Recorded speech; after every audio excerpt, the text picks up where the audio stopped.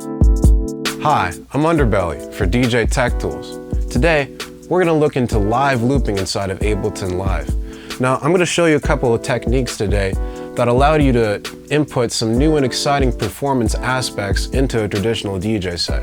This involves using the Looper plugin inside of Ableton Live in a series of instrument racks and audio effect racks to create live new compositions on the fly, which we can mix into existing tracks. Let's get started.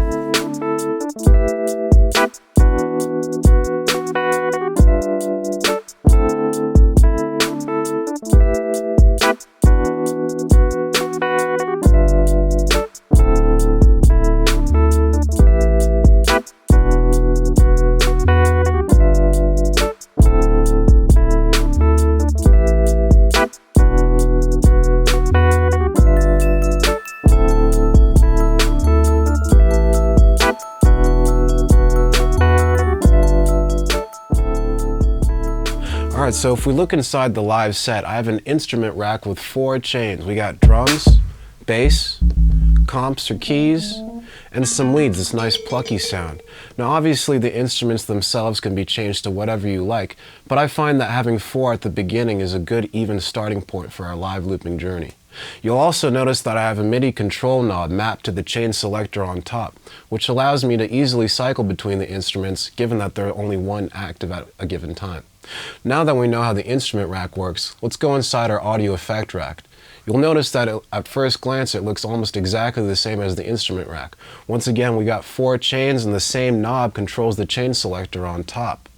Also notice that only one are active at any given time. But the key difference between this and the instrument rack is that instead of housing instruments, this audio effect rack has a dedicated looper and utility gain knob for controlling volume in each of the chains. Now, all 4 loopers are being triggered by the single loop pedal right over here. One press, the looper starts recording. A second press, we have playback.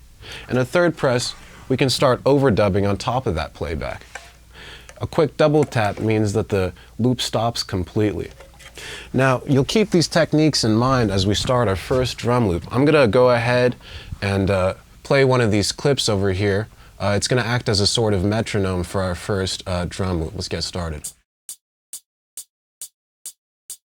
Okay, so I'm going to quickly press the live looper down.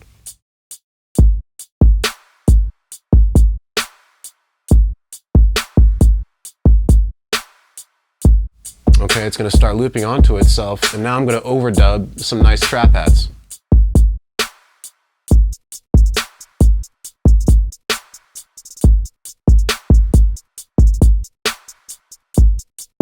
Excellent.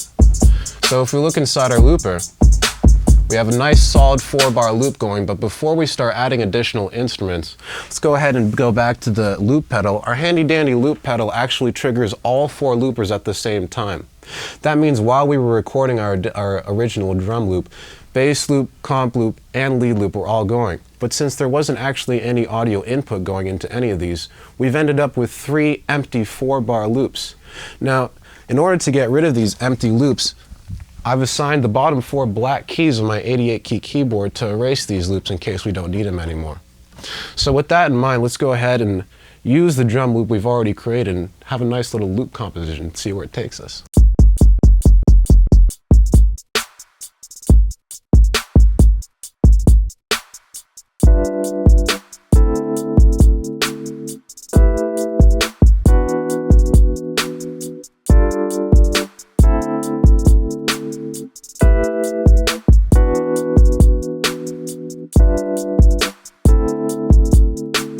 Okay, we've established the keys. Let's go ahead and move on to the bass.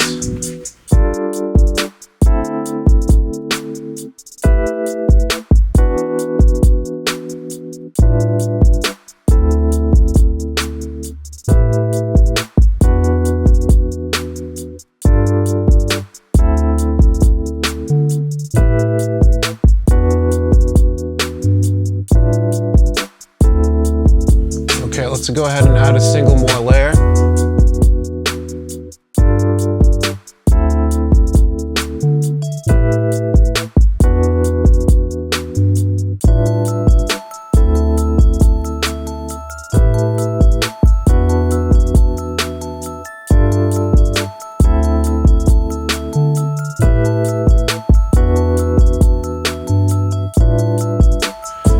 course, you can get rid of additional layers if you want. Put them back in. Solo them out.